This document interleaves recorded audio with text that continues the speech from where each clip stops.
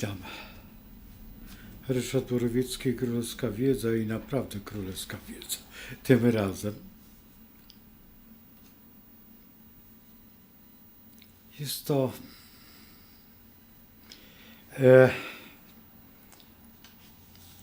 jakby powiedzieć, bo to jest dosyć trudne. Chodzi o Wlada Samsa. Zaraz Państwu pokażę.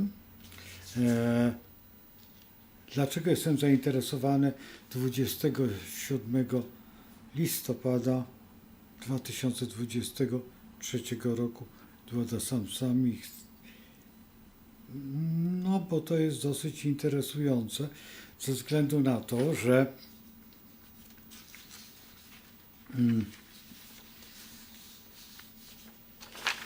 nasza pełnia rozpoczęła się o godzinie dosyć wczesnej.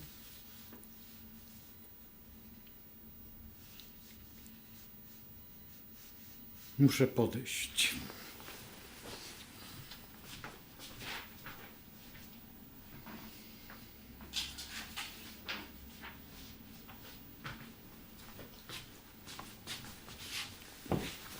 Już mam.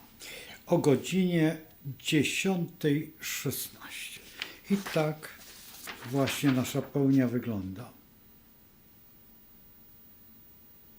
Naprzeciwko Słońce, Księżyc i w dodatku jeszcze tutaj bardzo blisko w koniunkcji ze Słońcem jest Mars. Ale nie o to chodzi, bo o godzinie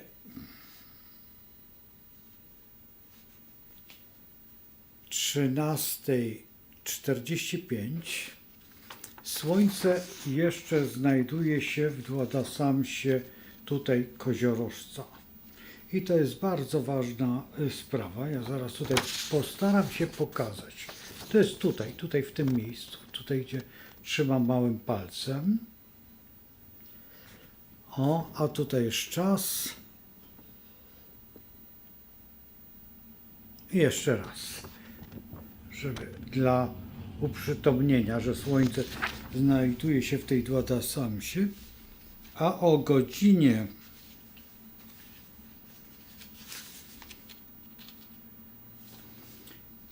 15 już mamy Wlada Samsę wodnika.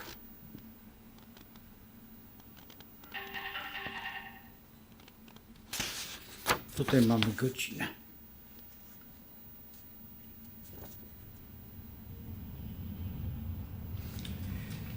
Pytanie moje podstawowe. Czy astrolog brał w tym udział?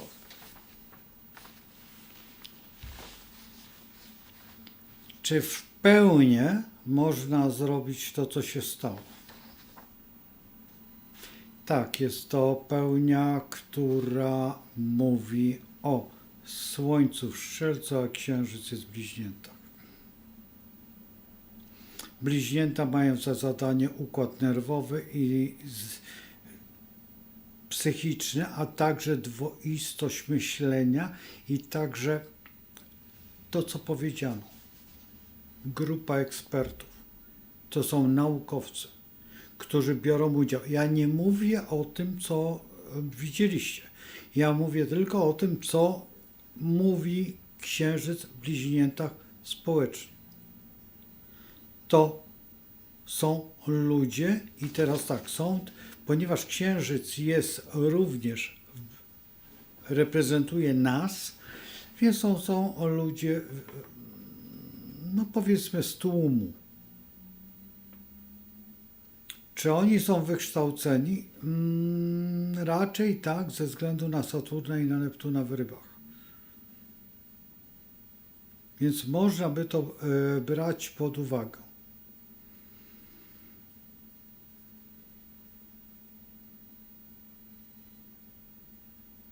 Teraz pamiętajmy jeszcze o jednej rzeczy. Czy faktycznie te działania prowadzi astrolog? No, nikt mi nie powie, że nie. Akurat dzisiaj, a nie można było jutro, czy pojutrze, czy 2 dni później. Przecież popatrzcie, od wyborów, od ogłoszenia właściwie wyborów, cały czas idziemy tutaj punkt w astrologii. I to tej lunarnej. Lunarnej dlatego, że głównym bohaterem tego wszystkiego jest księżyc. I pytanie moje, czy faktycznie to jest astrolog, czy zupełnie kto inny?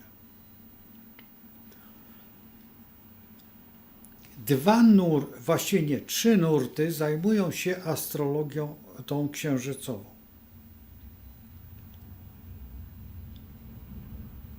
No chyba mnie zbanują znowuż i nie będę miał monetyzacji. Zobaczymy, sprawdzimy.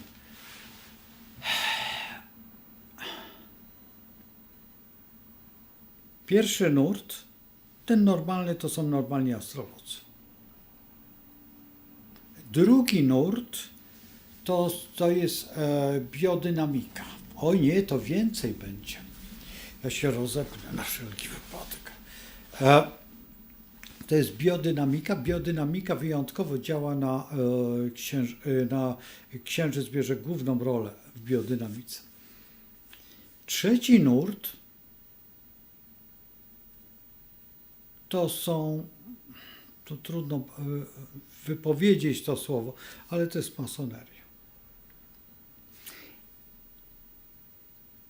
Masoneria bardzo często wykorzystuje, tylko z tym, że ona jeszcze wykorzystuje Saturna. Ale ja mówiłem o Saturnie. I teraz jest ten 4. nurt, który są to kabaliści.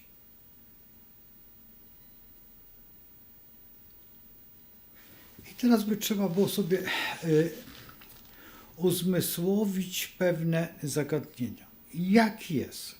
Która z ideologii, ale właściwie filozofii bierze udział, bo jesteśmy w Strzelcu. Teraz tak, jeżeli mamy koziorożca rano, to jest ustanowienie prawa. Wiemy, że już było wszystko przygotowane, działanie, ale w wodniku jest to... Wodnik jest przyjacielem wszystkich. To jest jedna zasada, ale jest także rewolucjonistą. I teraz tak, co nas czeka, rewolucja czy ewolucja? Czy jeszcze jakieś inne działania? Z pierwszej podstawowej sytuacji nas uszczerzono jakby. Bardzo mocno tłumaczy się, że ten rząd, który ustąpił, nie robił błędów. To nie jest prawda.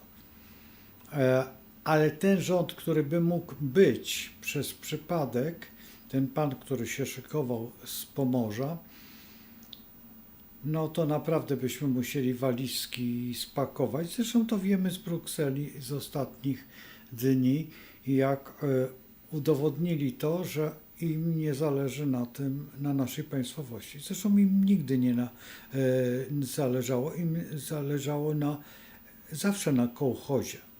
To obojętnie, czy to jest kibuc, czy to jest kołchoz, czy to jest lagry, tak, te rosyjskie. To jest wszystko to samo. Oni nie odróżniają jeszcze w ogóle. Dla nich jest to przyjemność. To trzeba przyznać, że w tej chwili na przykład panu Millerowi czy panu tamtemu, ja już brak mi słów, bo trzeba wreszcie mówić po imieniu, im to pasuje. I się dziwi, ten pan, który tam miał tą siedzibę taką darmową, placówkę tam gdzieś w lesie i nawet boazerię zerwał. To jest typowe dla nich zachowanie. Zresztą oni wszystko mieli, a nikt więcej nie mógł mieć. To jest bardzo charakterystyczne. I teraz tak, jeżeli jest wodnik, zwróćcie uwagę, wodnik jest, ja powtarzam, Francja i Rosja. Komu jest to na rękę? Co tutaj się dzieje? bo również wodnik jest intuicją. Jeżeli patrzymy na ten układ intuicyjny, czy rewolucja, czy ewolucja, w którą stronę? Przyglądałem się nominacjom ministrów. Mam zapisane te godziny, ale nie miałem to na żywca. Jeżeli ktoś by mógł mi przysłać tą godzinę na żywca, od którego momentu się to rozpoczęło, to ja mam spisane te godziny po kolei, ale według swojego czasu. Czyli bym musiał tylko dołożyć tam, mniej więcej wyskalować, kiedy oni tam... No zresztą to będzie na YouTubie, żaden problem sobie stoper nacisnąć, ale od której godziny się rozpoczęło. Dlaczego?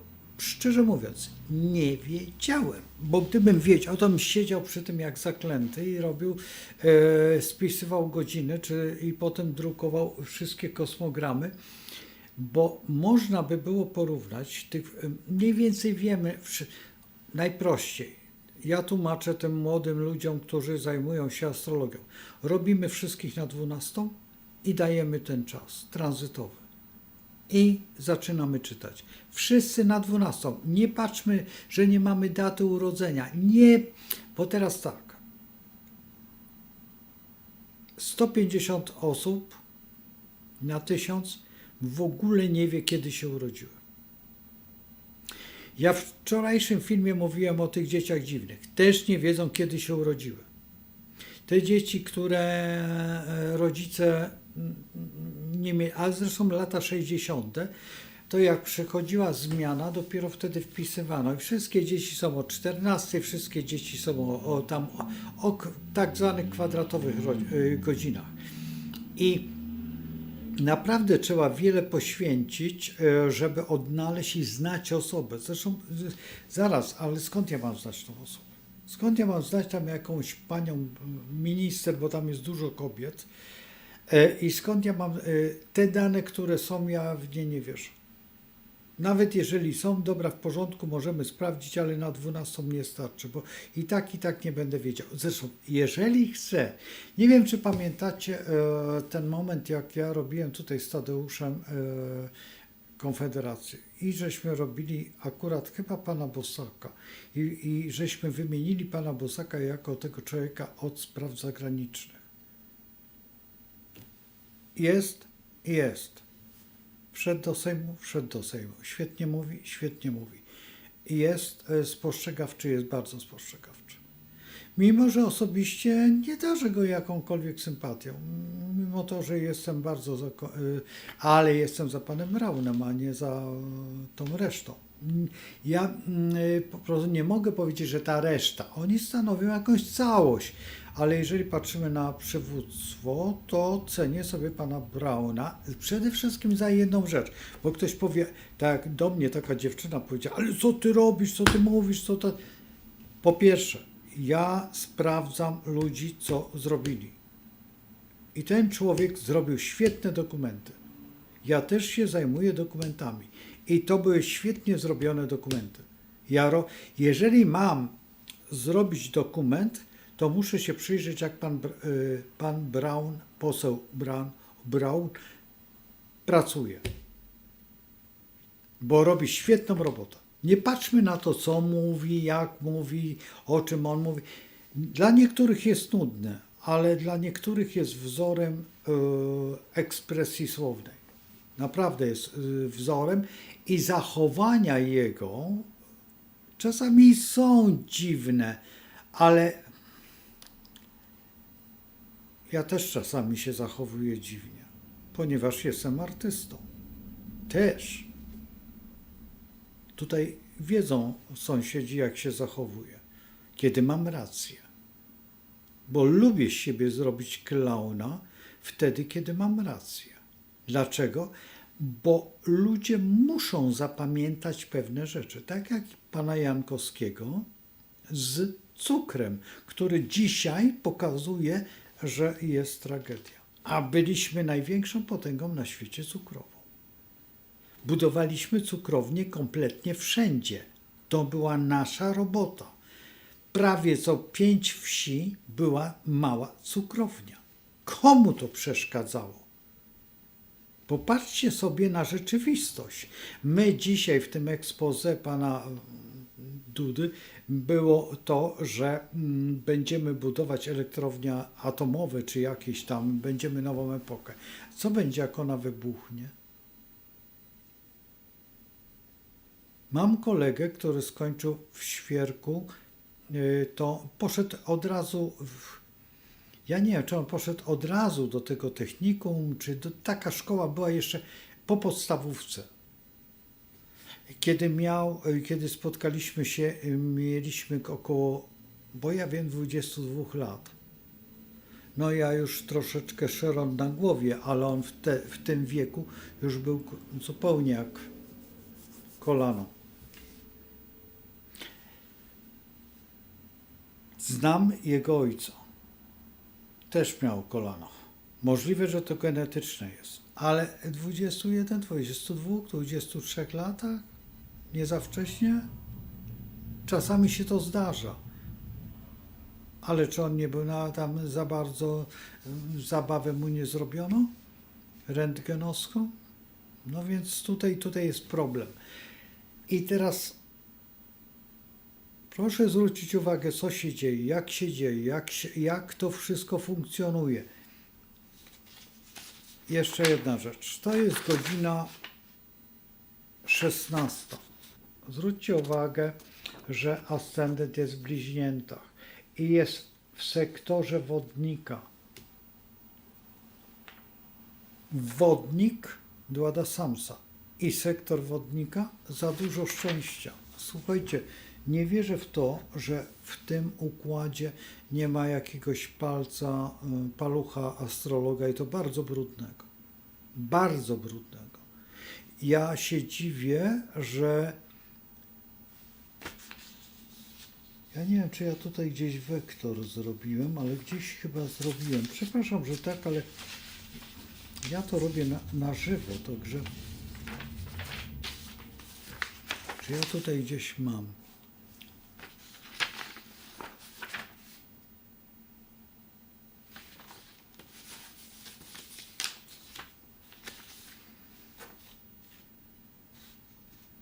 No dobrze, nie muszę mieć.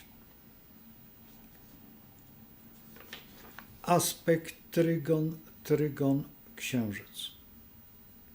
Między księżycami Polski a tego momentu. Trygon. Trygon jest takim lajcikiem, nic nam nie zrobią. Trygon z Merkurem. Super słówka, ale jest kwadratura z Jowiszem. Słońca. Czy źle, czy dobrze? To jest jedyna rozsądna kwadratura. I podejrzewam, że na tej bazie funkcjonował. Podejrzewam, że ponieważ tu są 3 kwadratury z Jowiszem. Zaraz pokażę. Kwadratura z Księżycem i kwadratura z Marsem. To jest naprawdę zdrowy rozsądek. Nie wiem, czy widzicie.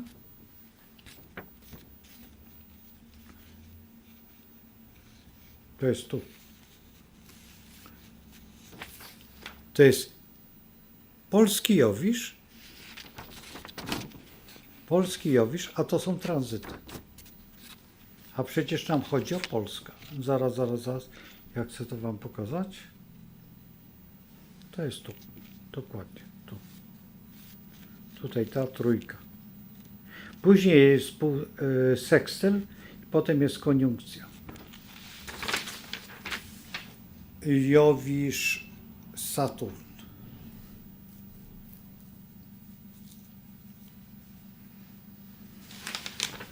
Tutaj polski Jowisz, Saturn. Taka rozległa koniunkcja, ale pamiętajcie o tym, że Saturn jest egzaminem. Z Jowiszem to nie jest takie głupie, ponieważ Saturn wymaga, a Jowisz chce, zmusza. To nie jest głupie. to jest bardzo mądra rzecz. Zobaczymy, mamy czas. Ja nie znam tych nazwisk. Wiem, że są to eksperci. Ja ekspertów nie za bardzo lubię, bo ja znam ekspertów. Ja miałem do czynienia z ekspertami kilka razy i tych ekspertów, nawet sądowych miałem ekspertów, a jakże nie wiem, czy on by chciał być jeszcze dalej ekspertem, bo zrobiłem mu opinię, nie to, że to, tylko po prostu no, ośmieszył się. Zresztą poznałem takie biuro ekspertów, słuchajcie, za pieniądze. No ile się dało, taka była ekspertyza.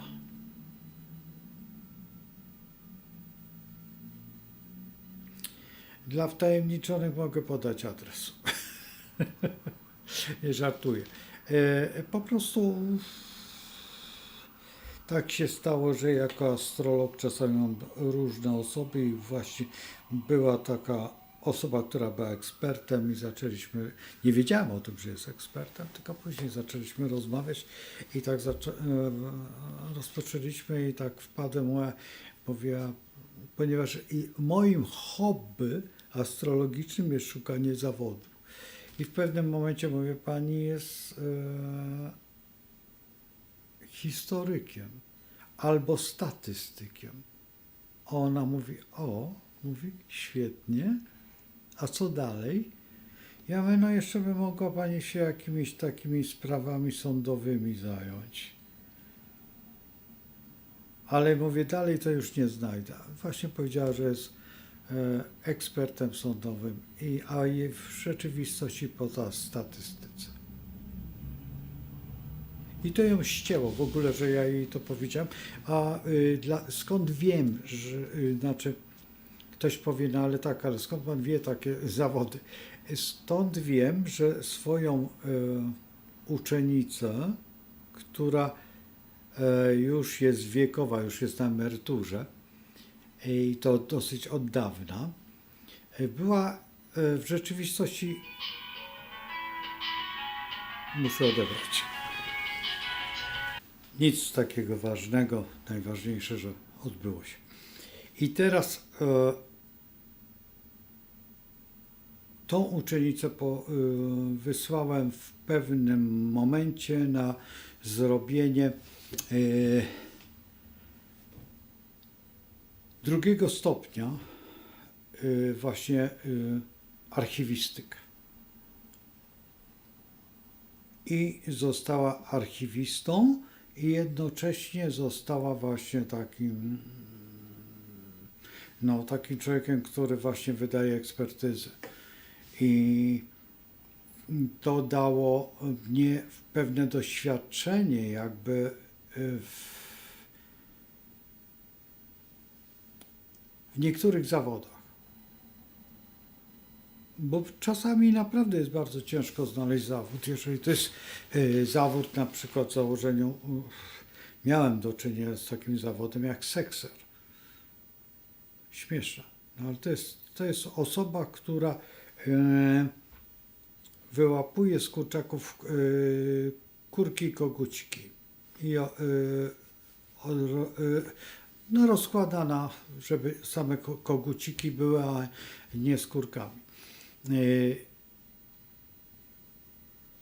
Chyba tak to się mówi. Także spotkałem jeszcze kilka zawodów jak drwal. I to była kobieta drwala. Bardzo byłem zdziwiony, że w ogóle kobieta może być drwalem. No ale tak jest. I teraz wracając tutaj do tej sytuacji i tej zmiany władzy, która nas zastała, tutaj wszystkich nas zastała, i zmiana tego układu, czy to jest układ rewolucyjny, czy układ stabilizacyjny. Dla mnie nie jest stabilizacyjny na pewno, bo wodnik nie. I dlaczego spisałem sobie te godziny, mimo że nie mam tych godzin, tylko po kolei, która tam godzina jest na kartkach, tylko ministerstwo, dlatego że chcę wiedzieć w najbliższym czasie, kiedy wymienią te osoby.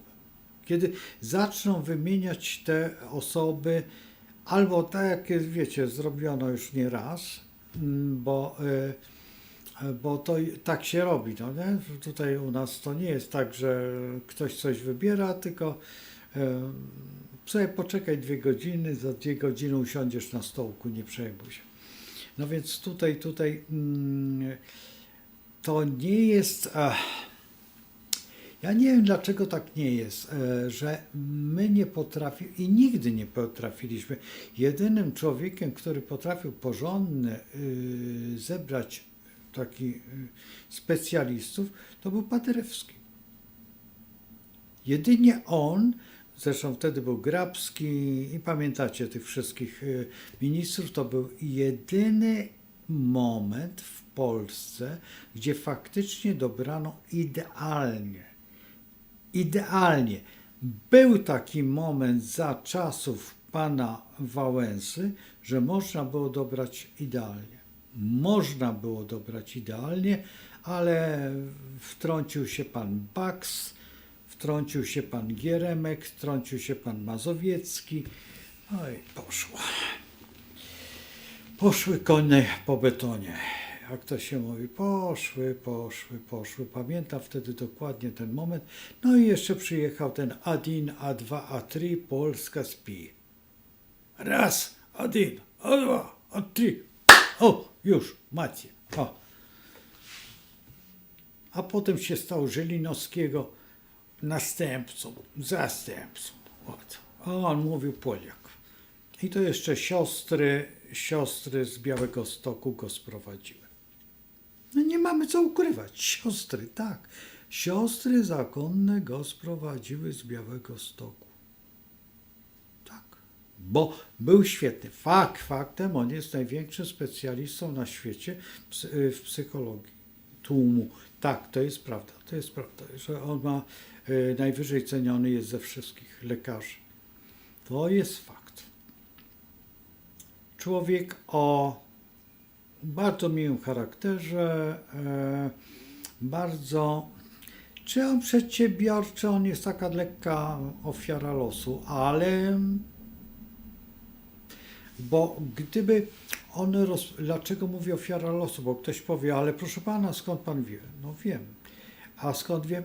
Nieważne. W prywatnej rozmowie mogę wytłumaczyć, a w nieprywatnej nie będę rozmawiał, dlaczego?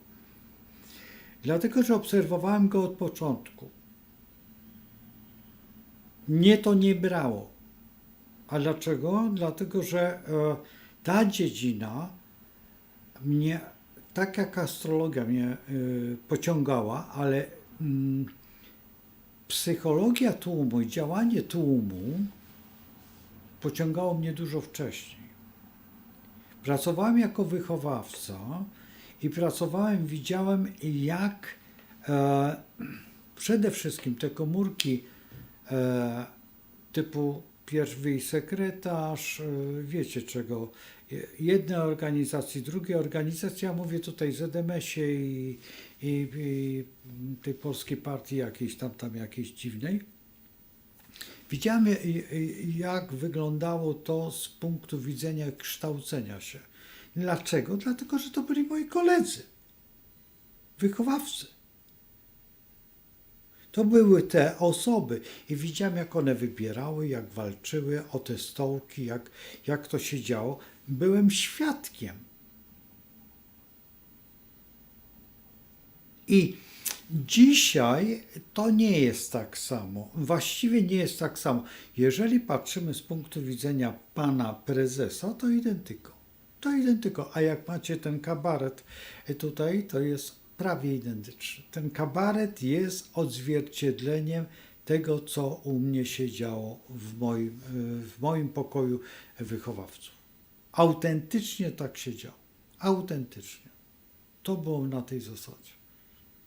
Sam byłem świadkiem przy wyborze pierwszego tego w ZMS-ie. U mnie w pokoju.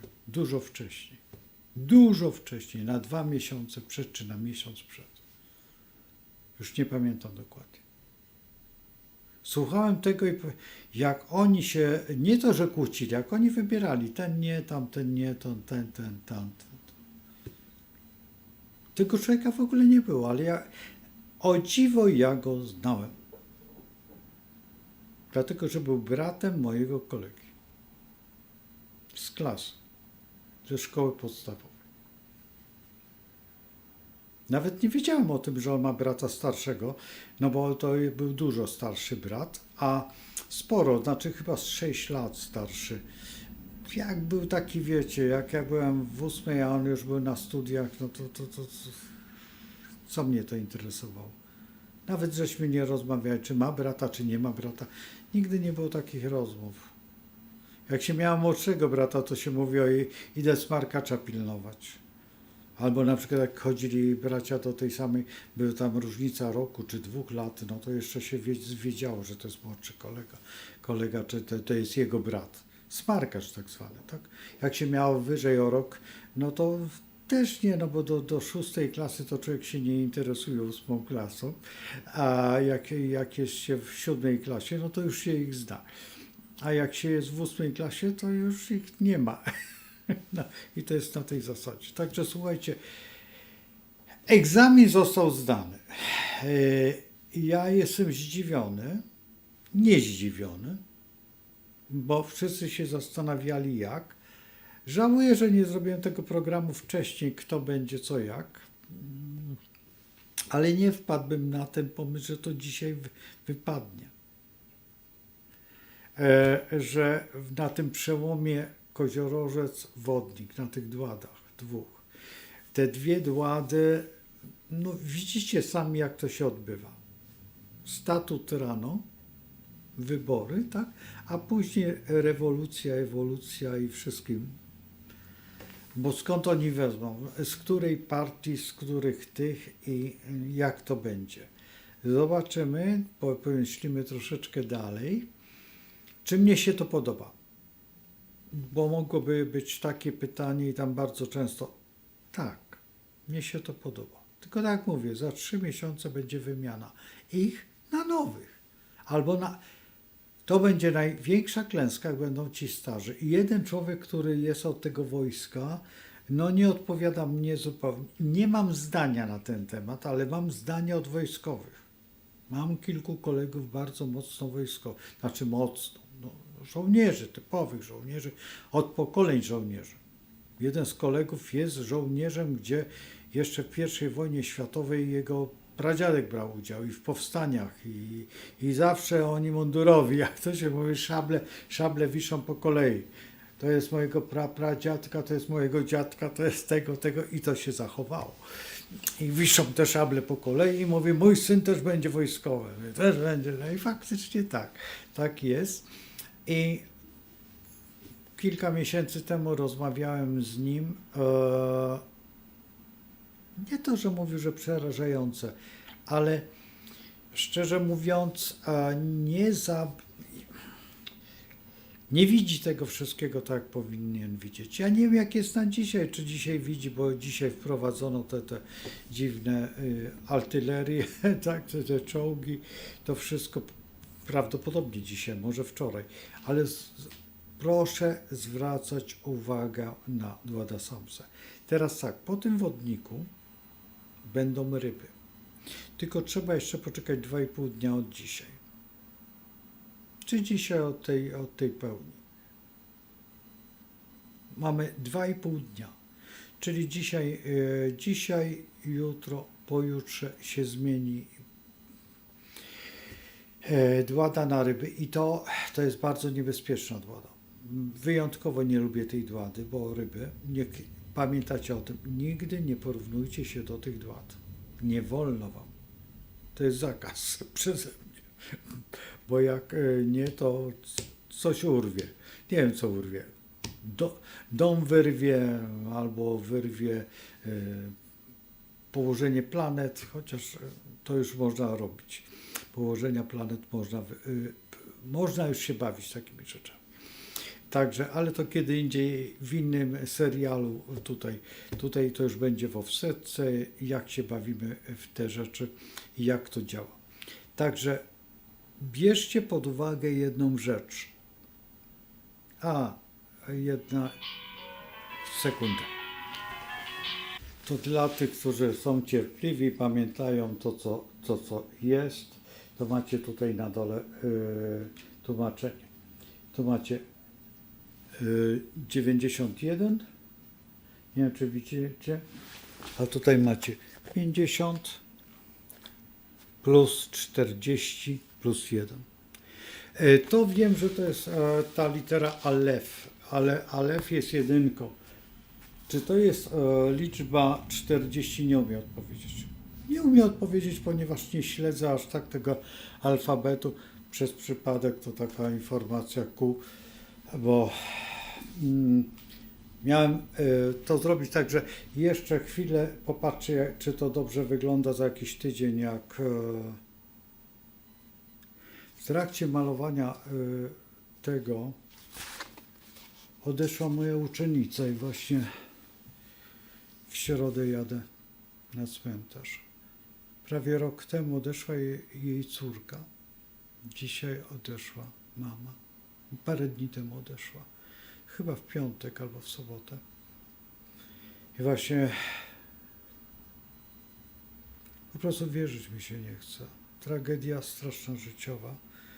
Dla mnie straszne przeżycie. Dla nas wszystkich uczniów.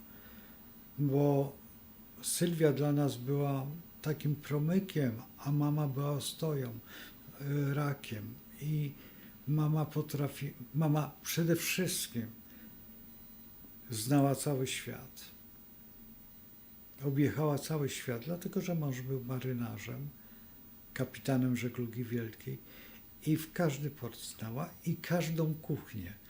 I wszystko wiedziała. Właśnie między innymi te naczynka od yerby są dzięki, bo Ewa powiedziała do mnie w ten sposób, że mówi, wiesz dlaczego oni piją yerbę?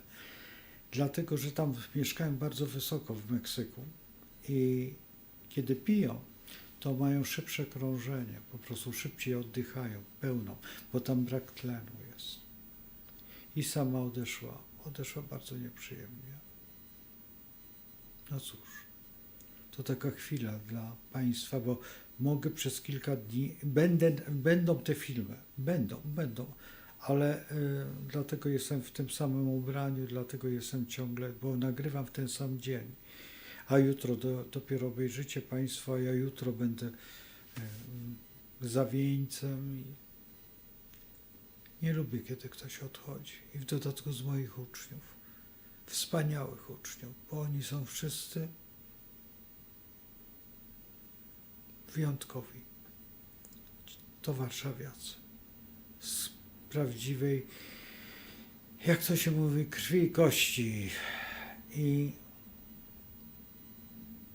czasami Sylwia mówiła do mnie, Boże, Ciebie to ja się boję, bo Ty wszystkich znasz. To nie jest prawda, że wszystkich znam. Nie, tylko akurat jak się jest z tego kręgu, to się bardzo dużo osób zna. I akurat tak jest, że jak ktoś mówi o kimś, to wiem o kim. No bo jak się jest z tego samego kręgu, to z ostatnich wiadomości, a z takich najważniejszych wiadomości, tutaj no to jest bardzo ważna wiadomość. Wczoraj, ze względu na to, że mogliście zauważyć, że dzisiaj prawie 2 filmy poszły, a właściwie, znaczy do dzisiaj, tak, ja jutro ten film umieszczę. Byłem na sztuce Pendereckiego, o której opowiem, w Teatrze Wielkim w Łodzi, Utracony raj.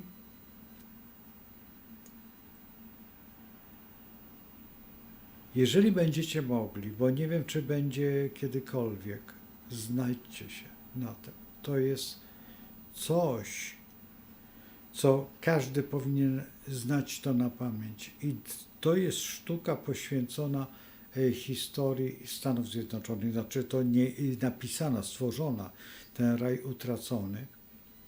I to jest bardzo głęboka psychologia, bardzo głęboka duchowość.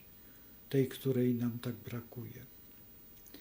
I wczoraj ten moment końca tego momentu, kiedy następnego dnia już jest pełnia i w dodatku jeszcze w Strzelcu i cały czas na scenie były pokazywane zgliszcza i te rakiety, które przypominały troszeczkę to, co się dzieje w Izraelu, robiło wrażenie. Robiło wrażenie, a świadomość tego, że to było wystawione w 60 którymś roku chyba, jeżeli się, czy 80 którymś już nawet nie pamiętam, po prostu nawet to tylko ze słyszenia. Nie czytałem, bo mam ten, ale to poświęcę osobny film temu, jak już wrócę z Warszawy, bo sztuka wydana, zrobiona genialnie.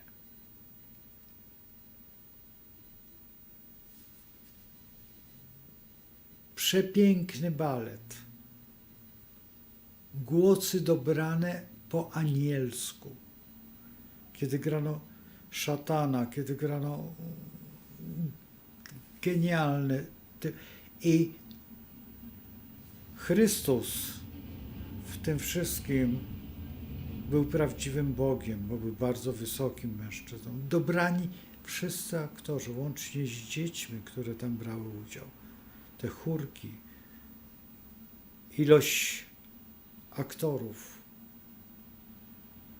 Po prostu proszę Was, jak będzie możliwość, znajdźcie się w tym teatrze w Łodzi, szukajcie tych, czy nie wiem, czy oni będą. Mnie się wydaje, że nie. Raczej miałem wrażenie, że nie. Zresztą kiedy wchodziłem do teatru, spotkałem kilka osób, które zatkało mnie, że w ogóle były, bo znamy się, ale tylko z widzenia.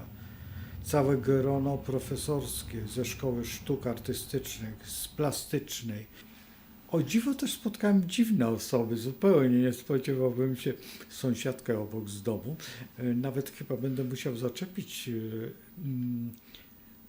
I jeszcze kilka osób, które mnie zdziwiły, że były. To nie dlatego, że, proszę Państwa, że ja uwielbiam Pendereckiego. Uwielbiam, ja się wychowywałem. Akurat okres mój od drugiej klasy liceum do